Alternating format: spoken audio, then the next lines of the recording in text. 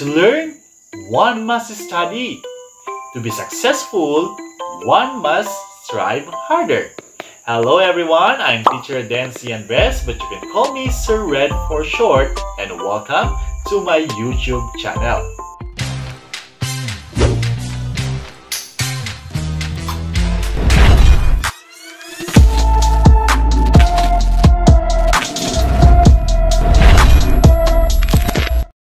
Alright, we could begin learning by joining me in reviewing our previous lesson. What did we discuss last time? Precisely, we all had fun discussing about research, which is a systematic investigation into and study of materials and sources in order to establish facts and reach new conclusions. What else? Yes, we also learn about campaigns, which refers to an organized course of action to achieve a goal, while an advocacy refers to a public support or recommendation of a particular cause or policy. Great job, learners! I know you've learned a lot from our previous episode. Are you now ready for another challenging lesson?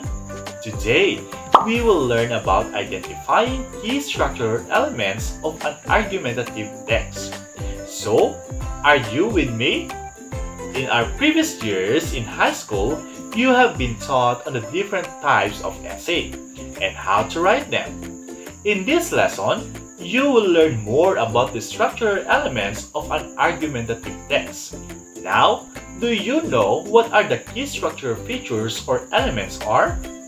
Precisely, a structural feature is anything the writer has done deliberately to shape or organize the text in a way that affects the audience. They are building blocks or foundations of any piece of writing. That is why these elements must be present in your write-ups. Did you get that? Among the key elements today, we are going to focus on the exposition and arguments. What then is an exposition?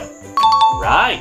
Exposition generally begins with an introductory statement of position, giving the author's opinion or point of view. What will you do in the statement of position? Nice one! In the statement of position, introduce the topic and make it clear what your position is. In writing, bear these three things in mind. You need 1. A strong opening sentence that provokes your reader's interest or captures your reader's attention. 2. An overview of your thesis or argument on the topic and the points you will make. 3. Provide a brief outline of the key points to be covered by your arguments. This gives your readers a preview of where you are going to take them. This also enables you to show the reader that your exposition is structured logically. Is that clear? Alright, you're doing well. Now, what exactly is a position or an argument? Precisely, an argument is what you need to establish when writing an argumentative essay, correct? Therefore, an argument is the opinion or belief that an author wants to persuade the reader to believe.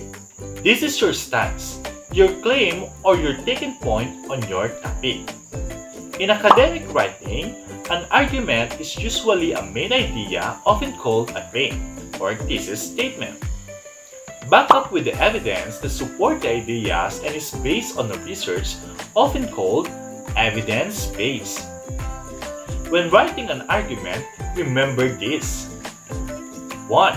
Begin each paragraph with a key statement or general statement. 2. Give supporting reasons in the rest of the paragraph. 3. Then make a new point in the opening sentence of the next paragraph and give supporting reasons. Did I make myself clear, dear students? Brilliant! What then is an argumentative essay? Certainly, An argumentative essay is a type of formal essay that tries to change the reader's mind by convincing the reader to agree with the writer's point of view about a certain issue. It uses evidence and facts to support the claim that the author makes. Are you still with me, grade 10? That is good. Now, we say that an argumentative essay is a convincing write-up about a certain topic. Therefore, how does it differ from a persuasive essay?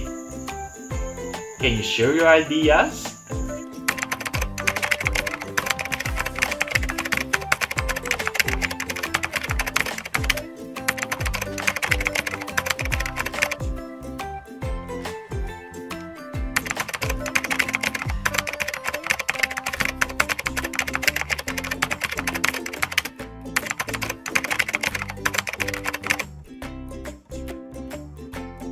Did you get the difference between the two?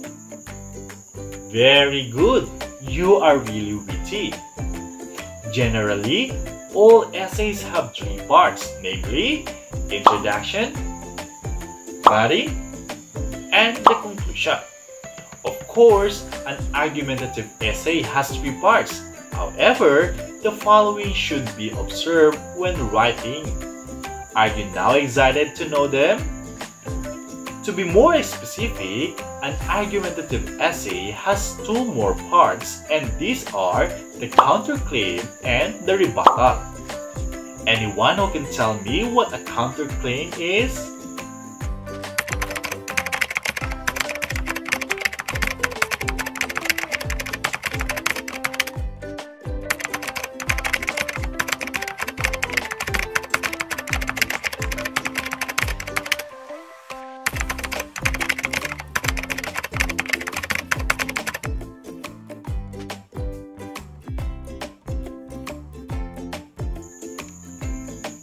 You're good!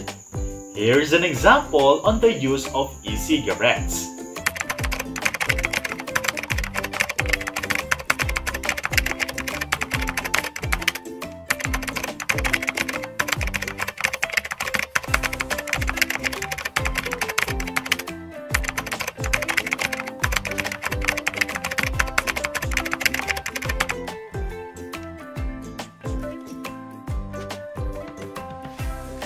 Now, what do you think is a counterclaim in the example?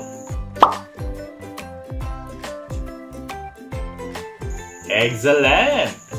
How about the writer's rebuttal? You're doing great! The rebuttal is the last part which states that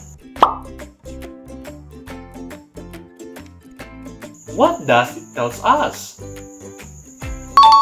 Precisely! In writing the counterclaim rebuttal part, you may agree with the counterclaim but make sure to give facts or evidence that may somehow weaken the counter-argument. Did you get what I mean, dear learners? Would you like some additional tips? Oh, I gladly oblige. Learners, bear in mind to write an introductory paragraph that introduces your arguments and explains why the readers should be interested in your topic.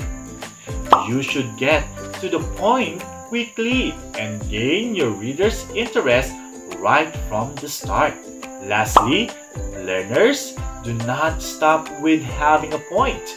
You have to back up your point with evidence. The strength of your evidence and your use of it can make or break your argument. Is that clear? You are great! A big hand for all of you! Before we proceed, let's have a recap of our discussion with these questions. What is an argumentative essay? Very good! What are the parts of an argumentative essay? Precisely! The basic parts are introduction, body, conclusion. What is an exposition? Great!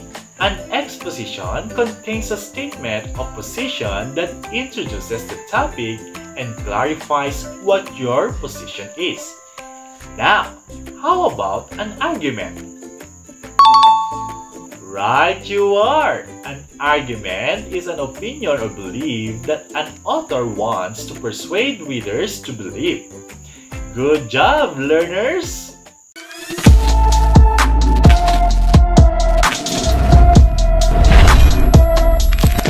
Alright, I guess you are now ready to take the activity. So, grab your pen and paper and let's begin. Lend me your ears because we are about to start. I will flash to you sample paragraph. Your task is to analyze its features or elements. Here we go.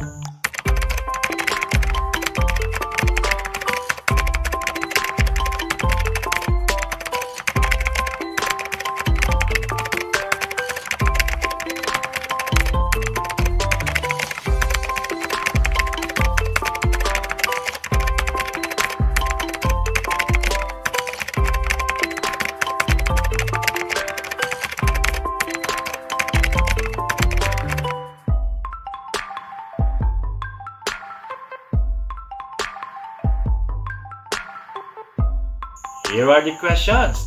Write the letter of the correct answer on your paper.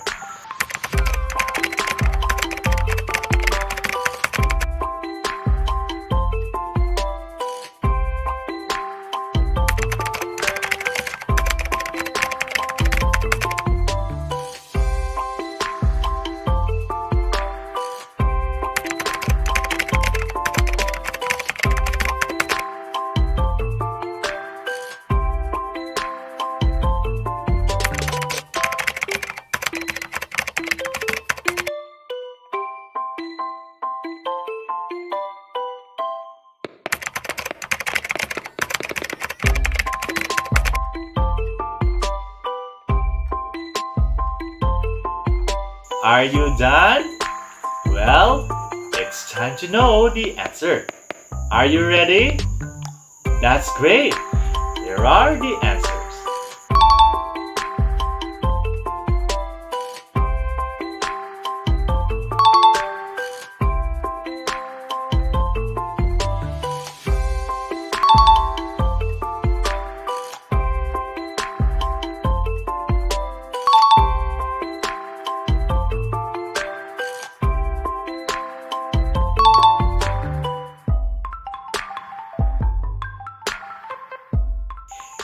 Did you all get 5 correct answers?